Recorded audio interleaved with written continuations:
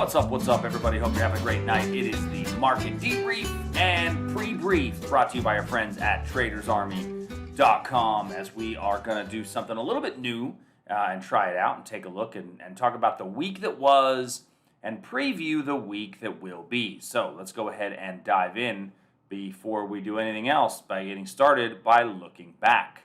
So looking back at the week that we just had, we saw that the S&P finished up 1.99%, the Dow Jones 1.1%, the Nasdaq was our leader, up 2.8%, the Russell up 2.2%, crude oil at 0.5%, and gold at 0.73%.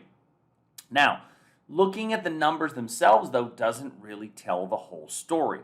Monday, it seemed like the whole world was losing their minds.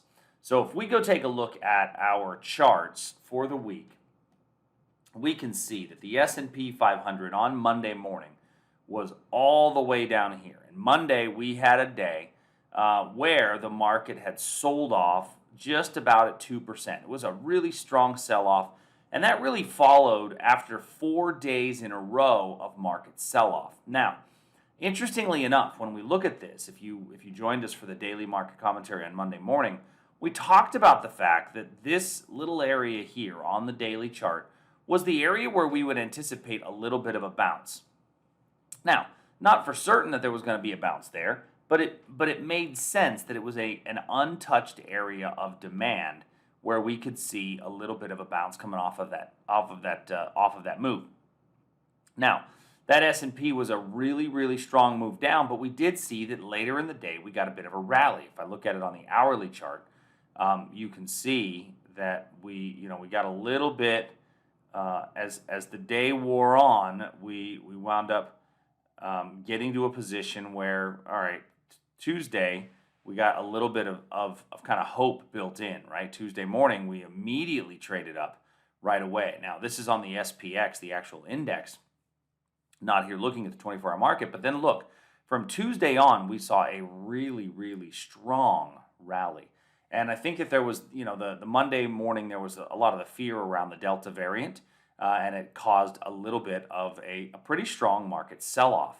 If I take a look at the Nasdaq, a very similar picture, although the Nasdaq on the daily chart, the area that we had talked about was this area right in here. It actually didn't get quite as low as we expected it to. It didn't come all the way down. But I mean, that's a classic reversal candlestick pattern that we saw on Monday, a little bit of an island reversal, if you will, with the gap down followed closely by a gap back up, and then 1, 2, 3, 4, 5 days in a row. And the thing that's most interesting is the closing really very close to the highs. Now, what are we looking at in the futures market this evening? Well, in our futures markets this evening, and this is Sunday evening at about 9:30 p.m. Central Time, so as we take a look at these markets, the interesting thing, if you don't trade futures, is that futures markets open Sunday nights. So Sunday nights can give us a little clue as to what may happen in the markets in general. And as it stands right now, we're seeing a little bit of some sideways price action from Friday afternoon into Sunday. So not a whole lot. I would anticipate that we may not see a whole bunch of activity this evening. And if we do get a little pullback, there may be a decent pullback for an opportunity to get back in. Same thing on the S&P. If we look at the S&P levels, we will see on the hourly chart that we are getting a slightly deeper pullback on the hourly chart of the S&P, as it is coming back just a little bit. So, looking at those markets, that was our movement for the week. Let's take a look at and talk a little bit about crude oil, because crude oil finished up 0.51%, but it's a very interesting 0.51%. So I'm going to pull up a chart of crude oil. And when I look at this chart of crude oil, I'm going to look at the daily chart here for just a moment. And we see that crude oil also had a very big move down, followed by a strong high wave reversal candlestick. This would be a high wave reversal candle. And then the very next one was a pretty strong move back up out of this level. Now, interestingly enough, on our daily chart, we have actually put in lower swing lows. This is a really telling week for crude oil.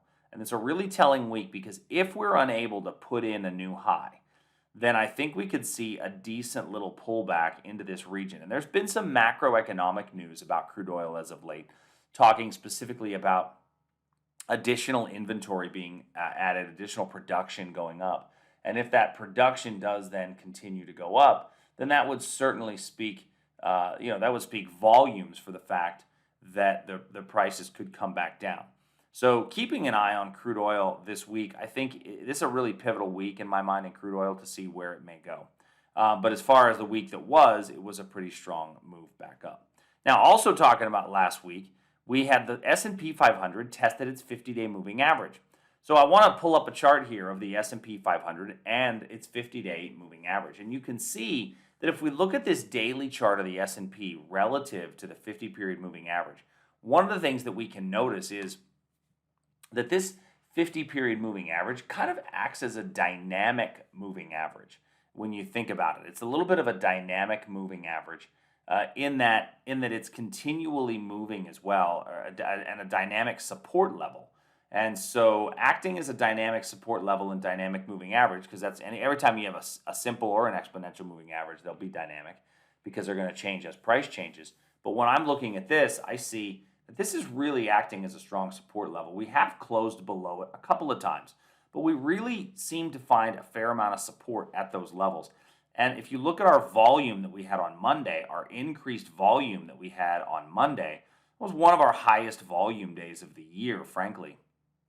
Going all the way back to the beginning of the year, it was probably in our top 5 highest volume days.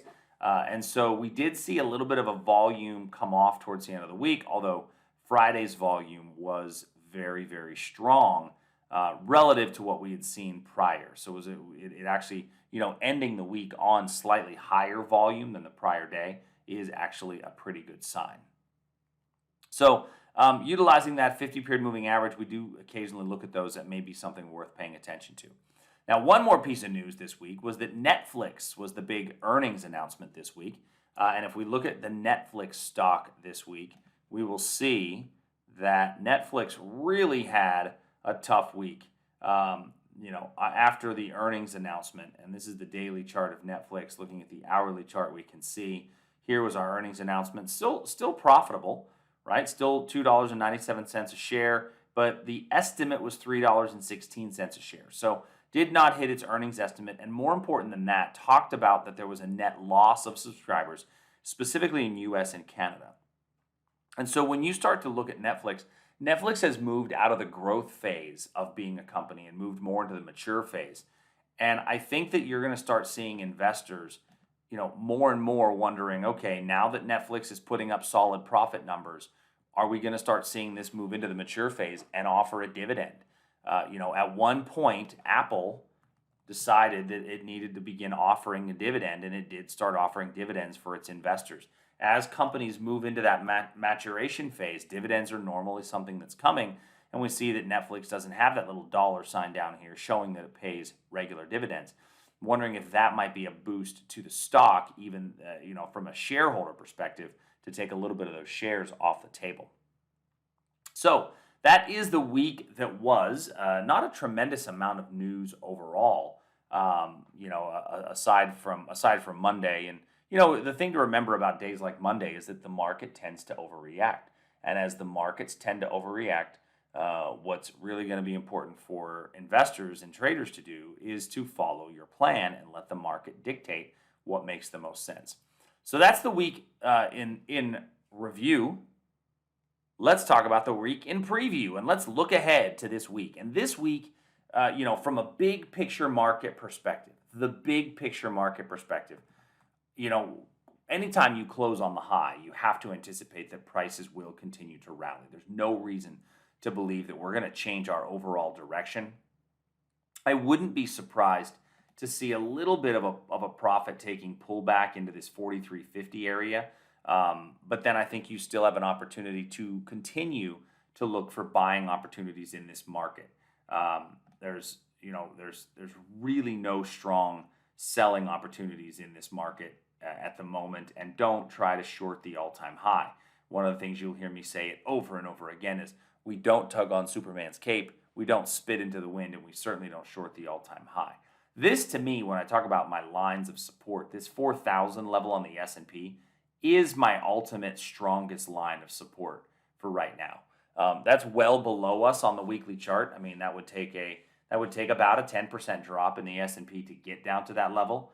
We're sitting at 44.15. That'd be about a 400-point drop to get down to here. So it'd be almost a 10% decline to get into that level. But that's ultimately, since we took out this area of demand, as I look below there to the next levels of demand, this is the one that's not yet been tested.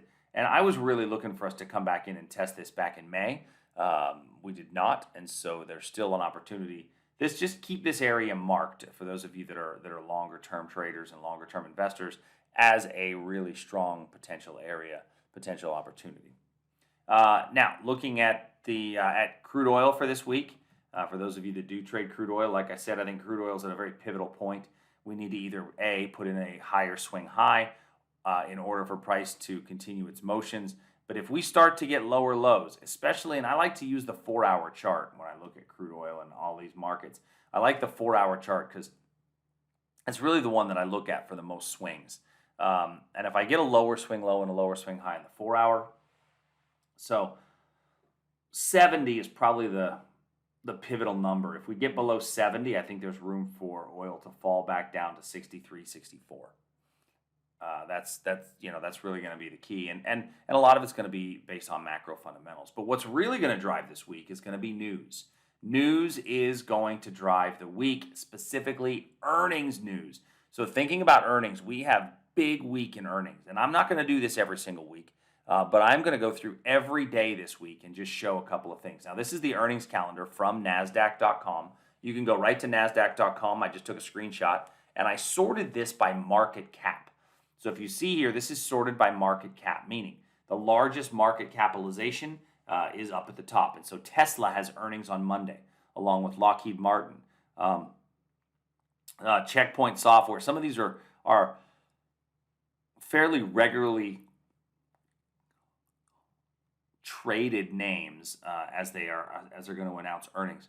Tuesday, here we get the big dogs, right? Apple, Microsoft, Google, Visa, UPS, Starbucks, Raytheon, 3M, GE, AMD, and Stryker, all announcing earnings on Tuesday. Now, if you notice, Apple, Microsoft, Google, and Visa are all after the bell. That's what this little moon and stars mean.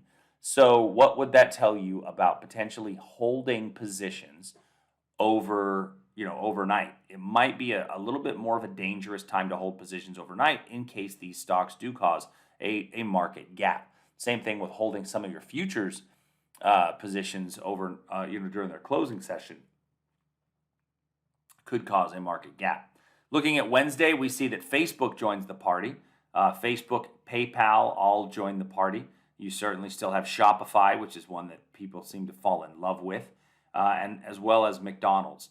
Is also in there. So, you're seeing a lot of these of what do they anticipate is going to be. Boeing is also this week. Boeing is obviously got a pretty big impact on the Dow. It's expected for Boeing to lose money, but versus last year's earnings per share, ideally they should lose less money.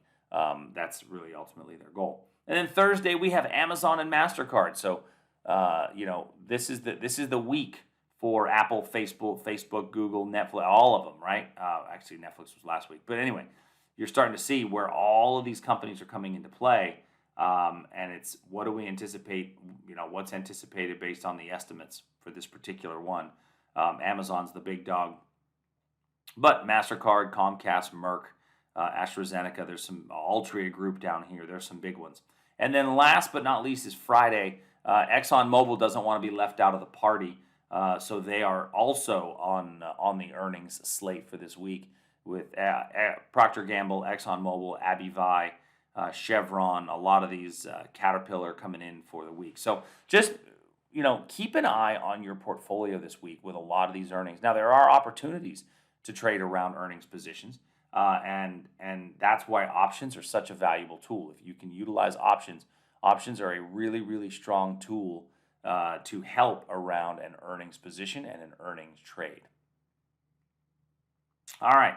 So what about our economic news this week? Well, this comes from, I use the forexfactory.com. It's a pretty good website specifically for their economic calendar. But here's our economic calendar for this week. So Tuesday, we've got consumer confidence numbers.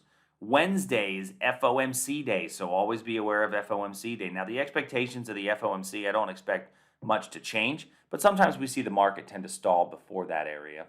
And then you have the GDP numbers coming out on Thursday at 7:30, and then the core consumer price index is coming out on Friday morning at 7:30 Central. So all of these are market moving indicators. These are all things that can move a market. So just be aware, we don't necessarily want to get into big positions right when these announcements come out. We want to utilize these announcements to drive markets into our areas of demand or supply, but be aware of these announcements. And then certainly if you have any questions, as always, send us an email, support@tradersarmy.com, or shoot us a text. We are here for you. I hope you guys have a great day. Thanks so much. See ya.